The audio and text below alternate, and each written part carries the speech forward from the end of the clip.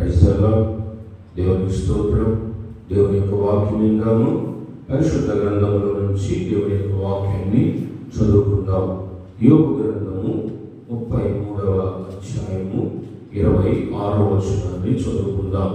యోబు గ్రంథము 33వ అధ్యాయము 26వ వచనాన్ని దేవుని యొక్క వాక్యం చదువుకుందాం. చూడండి, వాడు దేవుని బతిమాలుకుని ఎడల ఆయన వారిని కటాక్షించును. చాలా చాలా దేవుని యొక్క వాక్యం ఏమని సెలవిస్తుందంటే, మనకి వాడు లేదా నేను పెట్టుకొని చదువుకుంటే, నేను దేవుణ్ణి బతిమాలుకుంటే ఎవరిని బతిమాలుకోమని చెప్తున్నాడు వాక్యము? దేవుణ్ణి కదా. దేవుని బతిమాలుకుంటే, కాబట్టి దేవుడు ఏం చేస్తానంటున్నాడు? ఆ బతిమలాడుకునే వ్యక్తి మీద కటాక్షము చూపిస్తాడు, కనికరం చూపిస్తాడు, దయ చూపిస్తాడు. ఎప్పుడయ్యా దేవుడు కనికరం చూపించేది? ఎప్పుడు దయ చూపిస్తాడు? ఎప్పుడు కటాక్షం చూపుతాడంటే, ఎవరైతే దేవుణ్ణి బతిమాలుకుంటారో, బతిమాలుకోవాలైతే అది ఎంతసేపు బతిమాలుకోవాలి? నేను ఈ వాక్యాన్ని చదువుతున్నప్పుడు నాకు వచ్చిన ఆలోచన, పరిశుద్ధాత్మ దేవుడు నాకు ఇచ్చిన ఆలోచన, ఎంతసేపు బతిమాలాడాలి అనే ఆలోచన వచ్చింది. కొన్నిసార్లు కాసేపు బతిమాలాడతాం, కొద్దిసేపు బతిమాలాడతాం, లేదా ఒక గంట బతిమాలాడతాం, లేదా 2 గంటలు బతిమాలాడతాం. కానీ కొన్ని సమయాలు ఎక్కువ పగలంతా బతిమాలాడనుకోండి, ఎంత బాగుంటుంది? ఈ పగలంతా దేవుని బతిమాలాను, ఈ రాత్రంతా దేవుని బతిమాలాను. ఏదో ఒక విషయంలో నువ్వు దేవుణ్ణి, నీ అవసరత విషయంలో, నీ అక్కర విషయంలో, నీ సమస్యల విషయంలో, నీకు వస్తున్న సోదరుల విషయంలో నువ్వు దేవుణ్ణి పగలంతా బతిమాలాను, లేదా రాత్రంతా బతిమాలాను, లేదా రోజంతా బతిమాలాను. ఇంకా చెప్పాలంటే నెలంతా బతిమాలాను. అయ్యా దేవా, నేను నెల రోజులు నేను బతిమాలుకుంటున్నాను ఈ విషయంలో, నెల రోజుల నుంచి. కాబట్టి అది నెల కావచ్చు, ఒక రోజు కావచ్చు, లేదా సంవత్సరం నుండి బతిమాలుకోవచ్చు. ఈ సంఘ విషయంలో దేవుని సన్నిధిలో ఇది కట్టిన నాటి నుండి 4 సంవత్సరాలు మరి కట్టి సంఘము ప్రియులారా, ఈ 4 సంవత్సరాల నుండి దేవుణ్ణి బతిమాలుతూ ఉన్నాను. ఏ విషయంలో బతిమాలుతున్నాను? ఆత్మల విషయంలో. ప్రభువా, సంఘమును ఆత్మలతో నింపయ్యా, ఆత్మలతో నింపు అని నిత్యము, ప్రతి దినము అలాగా ప్రియులారా, నెలల తరబడి, సంవత్సరాల తరబడి దేవుని సన్నిధిలో బతిమాలుచున్నాను. అలా బతిమాలుకున్నప్పుడు దేవుడు ఏం చేస్తాడు? కటాక్షిస్తాడు, కనికరిస్తాడు అని చెప్తున్నాడు. అది అయితే మనం బతిమాలాలి, అధికముగా బతిమాలాలి. ఏ విషయంలోనైనా యాయినటువంటి ఒక ఆయన ఉన్నాడు. మార్కు సువార్త 5వ అధ్యాయంలో చూడండి, మార్కు సువార్త 5వ అధ్యాయం 23వ వచనం చూడండి. ఆయన మనందరికీ తెలుసు, మీరు చాలా సార్లు తెలియపరుచున్నాను, గుర్తు చేస్తున్నాను ప్రియ దేవుని పిల్లలారా. మార్కు సువార్త 5వ అధ్యాయము 23వ వచనంలో ఆయన ఎంతగా బతిమాలుతున్నాడో మనకు కనబడుతుంది. చదువుతున్నాం. నా చిన్న కుమార్తె అంటే పెద్ద కుమార్తె కూడా ఉండి ఉండొచ్చు, అందుకంటాడు నా చిన్న కుమార్తె అంటున్నాడు కదా. నా చిన్న కుమార్తె ఎలా ఉందంట? చావు బ్రతుకుల మధ్య ఉంది ఆ అమ్మాయి. కాబట్టి చావు బ్రతుకుల మధ్య ఉంటే యేసుక్రీస్తు వారి దగ్గరకు వచ్చాడు. నా చిన్న కుమార్తె చావనైనది, అది బాగుపడి బ్రతుకున్నట్లు నీవు వచ్చి ఇదిగో నా బిడ్డ మీద, నా చిన్న కుమార్తె మీద చేతులుంచమని ఆయనను మిగుల. అది చూడండి ఎంత బతిమలాడాడు అంటే మిగుల మిగుల రాశాడు. ఆ మాట చూడండి, మిగుల బతిమలాడాడు, పదే పదే బతిమలాడాడు, ఎక్కువగా బతిమలాడాడు, అధికముగా బతిమలాడాడు, మాటి మాటికి బతిమలాడాడు. దేవుడి బ్రైనాడ్ గారు కొన్ని గంటల తరబడి దేవుని సన్నిధిలో ముఖాలుని ఆయన దేవుని బతిమలాడుతుండేవాడంట. మాటి మాటికి లూకాసు వార్త 18వ అధ్యాయంలో ఉన్నటువంటి విధవరాల్ని గుర్తు చేసుకునేవాడంట ఆయన. విధవరాలు కూడా ఆ న్యాయాధిపతి దగ్గరకు వచ్చి మాటికి అని రాశాడు. మాటికి పదే పదే వచ్చింది, అయ్యా నాకు నా ప్రతివాదికి న్యాయము చెయ్యమని ఆయన బతిమాలేది. చూడు, బతిమలాడుకోవడం వల్ల ఆశీర్వాదం చూడండి. దేవుడిని బతిమలాడుకుంటే ఎంత ఆశీర్వాదం ఉందో, ఎంత దీవెన ఉందో. కాబట్టి దేవుడి బ్రైనాడ్ గారు కూడా తన యవ్వన కాలంలో ఆయన దేవుణ్ణి ఎక్కువ గంటలు మోకరించి బతిమాలేవాడంట. ఆయన, అయ్యా ఈ రెండింటిని రక్షించబడాలి, నీవేంటో తెలుసుకోవాలి, వాళ్ళు క్రీస్తు కల్వరి ప్రేమ ఈ రెండింటిని తెలుసుకోవాలి ప్రభని అమెరికా దేశంలో ఆయన ఎంతో ప్రార్థన చేసేవాడంట దేవుడి బ్రైనాడ్ గారు. ఆయన ప్రార్థన ఫలితమే అనేక మంది రెండింటిలో మారారు. క్రీస్తు కల్వరి ప్రేమను తెలుసుకోగలిగారు, యేసు క్రీస్తు యొక్క ప్రేమ రుచిని తెలుసుకోగలిగారు, యేసు క్రీస్తు యొక్క శక్తిని తెలుసుకోగలిగారు. ప్రభు ఏంటో, ఆయన గొప్పతనం ఏంటో ఆయన ప్రార్థన ద్వారా తెలుసుకోగలిగారు. ఎలా తెలుసుకోగలిగారంటే ఆయన బతిమలాడుతున్నాడు. అలాగే ఇక్కడ యాయినటువంటి అధికారి కూడా సౌబ్రతుల మధ్య ఉన్నటువంటి తన కుమార్తె విషయమై ఏం చేస్తున్నాడు? బతిమలాడుకుంటున్నాడు ఆయన. కాబట్టి అప్పుడు బతిమాలుకోగానే యేసు ప్రభు ఏం చేశాడు? వెళ్ళాడు ఆయనతో. బతిమాలుకోగానే వెళ్ళాడు. బతిమాడుకోకపోతే వస్తారు ఎవరన్నా? రాదు. బతిమాలుకోవాలి, దేవుని బతిమాలుకోవాలి. కొన్నిసార్లు మనుషులు ఎంత బతిమలాడినా రాదు, వేస్తే వ్యర్థమే కదా. ఎంత బతిమలాడినా కొంతమంది మొండోళ్ళు ఉంటారు, మొండికేసి కూర్చుంటారు కదా. ఎంత బతిమలాడినా కొన్నిసార్లు ఏమండి స్త్రీలు వాళ్ళ భర్తల విషయంలో ప్రార్థనకు రయ్యా అని బతిమలాడుతుంటారు. పిల్లల్ని కూడా బతిమలాడుతుంటారు, అయ్యా ప్రార్థనకు రండి పిల్లలు కూడా బతిమలాడుతుంటారు కదా. తెలిసిన వాళ్ళు బతిమలాడుతుంటారు. వాళ్ళు బతిమలాడినప్పుడు ఏమంటారు? వస్తాం లేదు, పోండి మీరు పోండి అంటుంటారు కదా. కాబట్టి ఒకవేళ బతిమలాడినప్పుడు మనుషులైనా కరగకపోవచ్చేమో, కానీ యేసు క్రీస్తు అని బతిమాలుకుంటే చూడండి, తన బిడ్డ ఏమండి సావబ్రతుకుల మధ్య ఉంటే బతిమాలుకున్నాడు. ఆయన పాదాల మీద పడ్డాడు, ఆయన కాళ్ళ మీద పడ్డాడు, యేసు క్రీస్తు అని కాళ్ళ మీద పడ్డాడు, బతిమాలుకున్నాడు. అప్పుడు యేసు ప్రభు వచ్చి చనిపోయిన ఆ బిడ్డ మీద చేతుల నుంచి ప్రార్థన చేశాడు. తల్లితాకమి లే అన్నాడు, ఒక మాట చెప్పాడు అంతే. యేసయ్య మాటలో పవర్ ఉంది, శక్తి ఉంది, బలం ఉంది, ఆశీర్వాదం ఉంది. ఆయన మాట చెబితే చాలు కదా.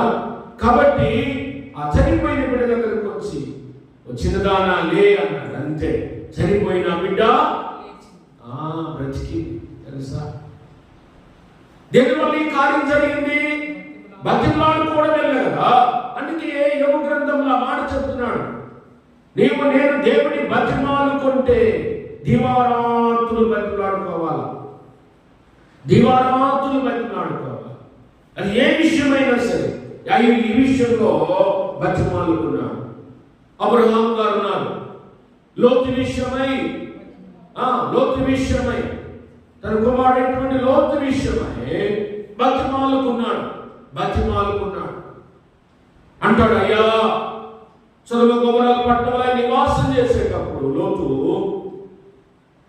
తన కుమారుడి విషయమై బతిమలాడుకున్నాడు. అన్న కుమారుడైన కాబట్టి బతిమలాడుకున్నాడు.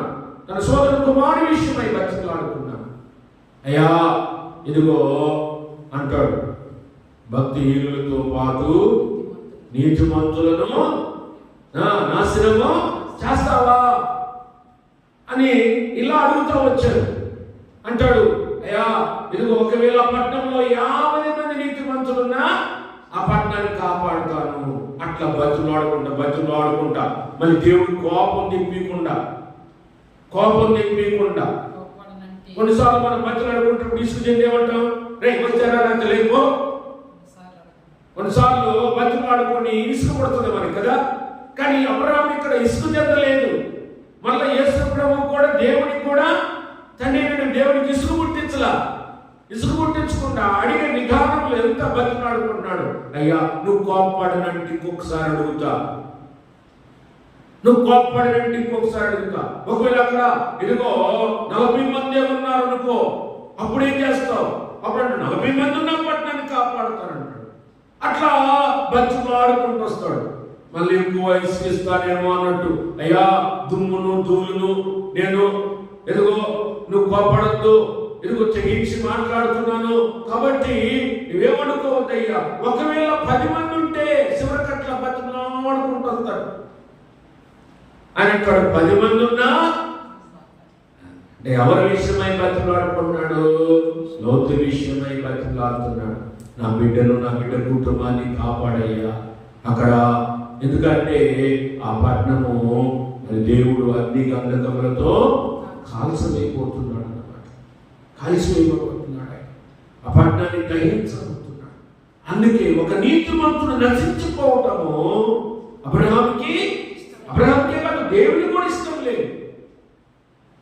ఒక నీతిమంతుడు నశించిపోవడం, ఒక పాపే నశించిపోవడం దేవునికి ఇష్టం లేదు. దేవుడు ఒక నీతిమంతుడు నశించిపోవడం దేవుడికి ఇష్టమైందా? కాదు. అందుకే ప్రియులారా ఆ నీతిమంతుడి కోసము ఏం చేశాడు? దేవుడు దేవదూతను పంపించాడు. వాళ్ళు వచ్చి ప్రియులారా దేవదూత చేతులు పట్టుకొని బయటికి పోయి పట్టణం విడిచి వెళ్ళిపోండి అని బయటికి తీసుకొస్తారు. కాబట్టి దేవుడు బిడ్డలారా అబ్రహాము లోతు విషయమే ఎంత బతుకులాడుకున్నాడు. అలా బతుకులాడుకోబట్టే దేవుడు ఏం చేస్తున్నాడు? దేవదూతలను పంపించి దేవుడు బిడ్డలారా లోతుని ఆ సొదొమ గొమొర్రాలో పట్టణం నుండి రక్షించుకున్నాడు, కాపాడుకున్నాడు. అందుకే బతుకులాడుకోవడంలో ఆశీర్వాదము మీరు తెలుసుకోవాలి, మనం తెలుసుకోవాలి. అది బతిమాలుకోవాలి.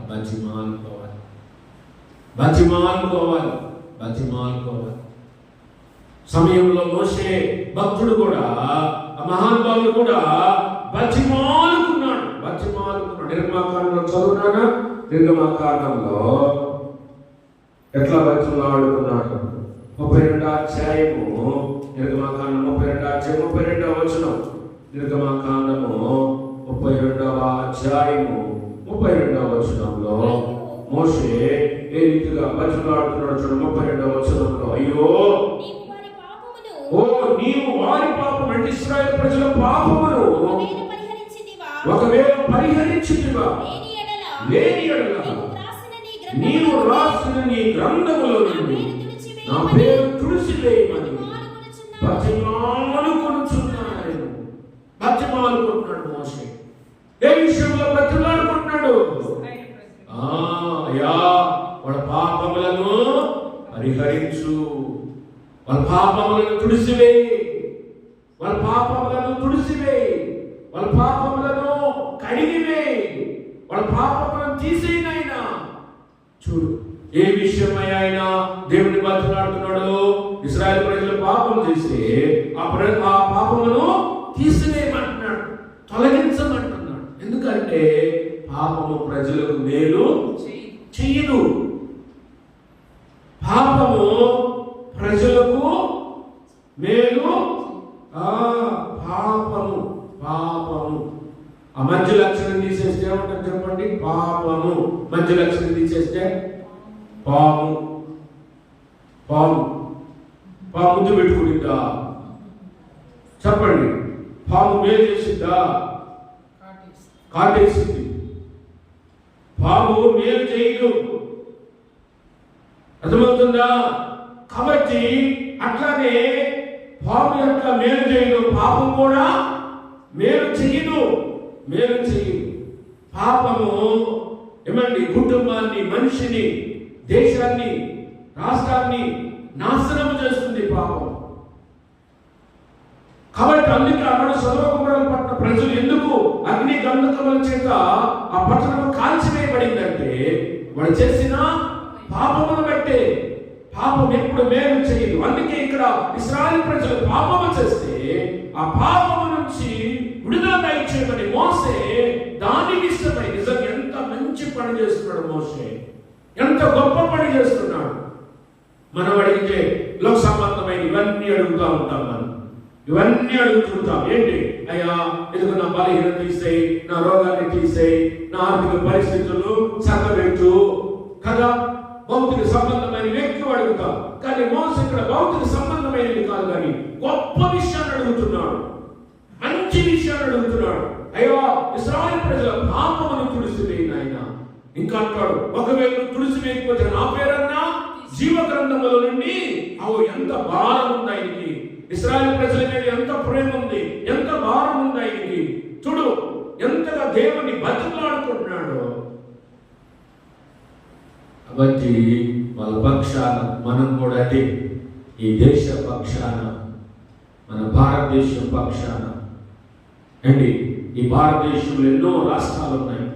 ఈ రాష్ట్రాలన్నింటి విషయమై, మన యొక్క జిల్లా కోసమై, మన గ్రామం కోసమై మనము ప్రార్థన చేయాలి. బతిమాల దేవుడు పాపము చేస్తున్న ప్రజల విషయమై, త్రాగుబోతుల విషయమై, వ్యభిచారుల విషయమై, మోసగాల విషయమై, అన్యాయస్తుల విషయమై, నరహంతకుల విషయమై, విగ్రహారాధికుల విషయమై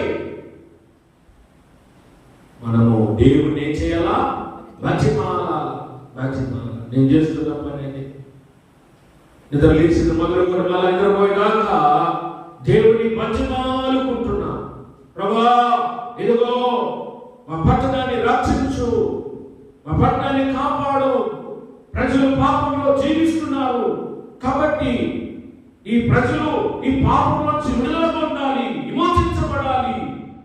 కాబట్టి వాళ్ళు రక్షించు ప్రభు అని చెప్పి ప్రార్థన చేస్తూ బతిమలాడుతున్నాను. కన్నీటితో బతిమలాడుతున్నాను. కన్నీళ్లు కార్చి బతిమలాడాలి. బతిమలాడుకుంటే దేవుడు సహాయము చేస్తాడు కదా. దేవుడు సహాయం చేస్తాడు. అందుకే యోగులా మాట రాశాడు, బతిమలాడుకుంటే. యాయిరు బతిమలాడాడు, అబ్రహాము బతిమలాడాడు, తర్వాత మోషే బతిమలాడాడు. ఏ విషయాలు బతిమలాడుకోవాలి? అవసరమైన విషయాలు మనం ఎక్కువ బతిమలాడాలి కోరుకుంటూ ఈ వాక్యాన్ని ముగిస్తున్నాను.